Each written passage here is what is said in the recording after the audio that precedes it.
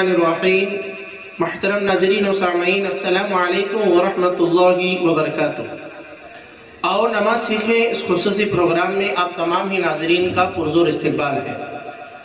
آج آپ حضرات کی خدمت میں دعائے قنوت کے تعلق سے بات لے کر حاضر ہوئے ہیں کہ دعائے قنوت کس طریقے سے کہاں ہمیں پڑھنا ہے اور اس کی غلطی پر کیا ہمیں نماز کے اندر کرنا ہے، یہ ساری تفصیل اس مختصر سے وقت میں آپ حضرات کے سامنے پیش کی جائے گی۔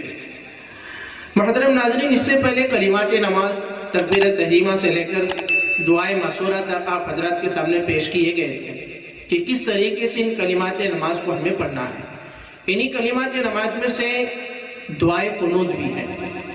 عام طور پر دعائے قنوت کے تعلق سے ہم بہت بڑی غلطیاں کرتے ہیں۔ بہت سارے ایسے ہمیں افراد ملیں گے ہمارے سماج اور سوسائٹی میں کہ جن کو دعائے قنوت یاد ہی نہیں۔ ایک بہت بڑی غلطی کے اندر ہم مبتلا ہے، غلط سوچ اور غلط فکر کے اندر مبتلا ہے۔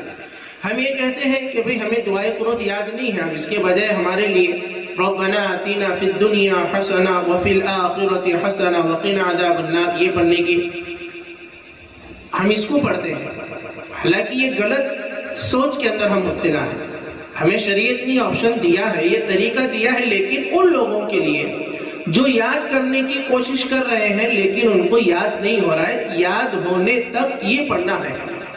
لیکن عام طور پر زندگیاں ہماری چلی جاتی ہیں لیکن کسی کو دعائے قنوت یاد نہیں۔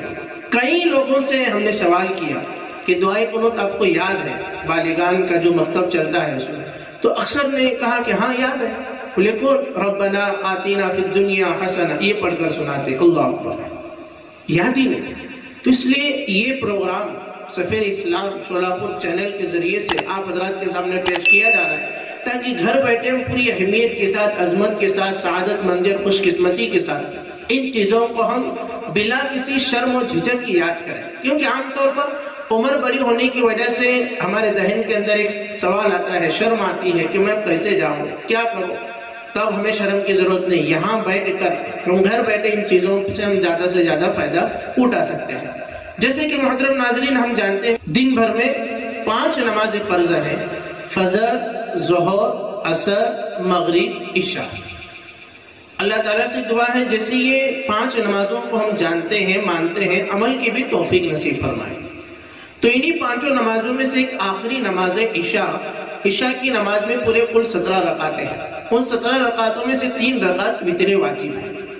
وتر کی نماز جو تیسری رکعت ہے، جب ہم تیسری رکعت میں سورۃ الفاتحہ پوری سورت پڑھتے ہیں تو عام طور پر ہم رکوع میں جاتے ہیں، تو وتر واجب کے اندر یعنی اس وتر کی نماز میں اب رکوع میں جانے کے بجائے سورۃ الفاتحہ کے بعد کوئی سورت ہم جب پڑھیں گے تو اللہ اکبر رکوع میں جانے کے بجائے دونوں ہاتھ کانوں تک ہمیں ہاتھ اٹھا کر ہاتھ باندھنا ہے۔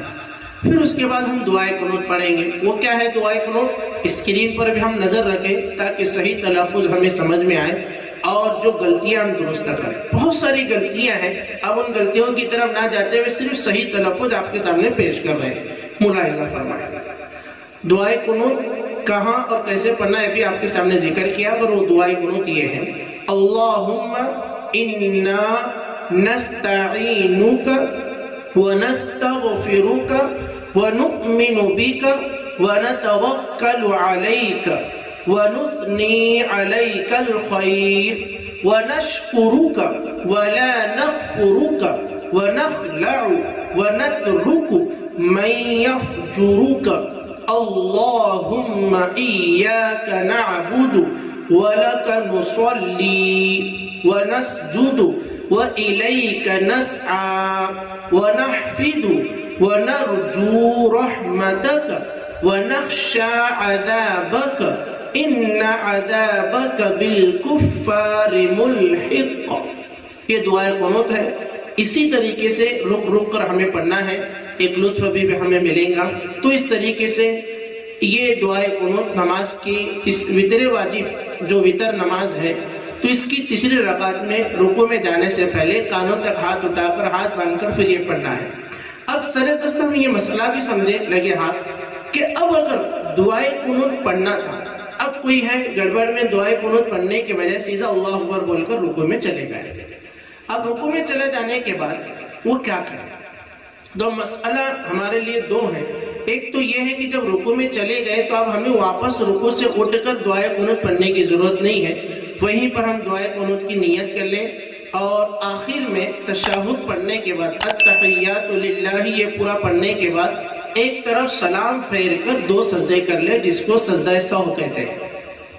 ایک تو یہ طریقہ، اور دوسرا طریقہ یہ ہے کہ اب اگر کوئی رکوع سے واپس آ کر پھر دعائے قنوت پڑھے، پھر رکوع اور سجدہ کر لے، تو بھی اس کو آخر میں سجدہ سہو کرنا ہی ہے۔ اب دونوں حالتوں میں سجدہ سہو کرنا ضروری ہے۔ اگر سجدہ سہو نہ کرے تو یہ نماز اس کی نہ ہوگی، واپس اس کو دوبارہ دہرانا ہوگا۔ یہ 2 باتیں تھی آپ حضرات کے سامنے پیش کرنے کی۔ اب اس کو ہم خود بھی سیکھیں، اپنے دوست احباب کو بھی سکھائیں، اپنے بچوں کو بھی سکھائیں، اور جو غلطیاں ہیں ہم درست کریں، غور سے ہم پڑھیں۔ اللہ سے ہم دعا کرتے ہیں کہ اللہ تعالی ہم تمام کو 5 وقتہ نمازوں کا اہتمام سنت نوافل کے ساتھ کرنے کی توفیق نصیب فرمائے، آمین یا رب العالمین۔ محترم ناظرین، اجازت دیجیے، پھر ایک نئی ویڈیو کے ساتھ آپ حضرات کی خدمت میں حاضر ہوں گے۔ السلام علیکم ورحمۃ اللہ وبرکاتہ۔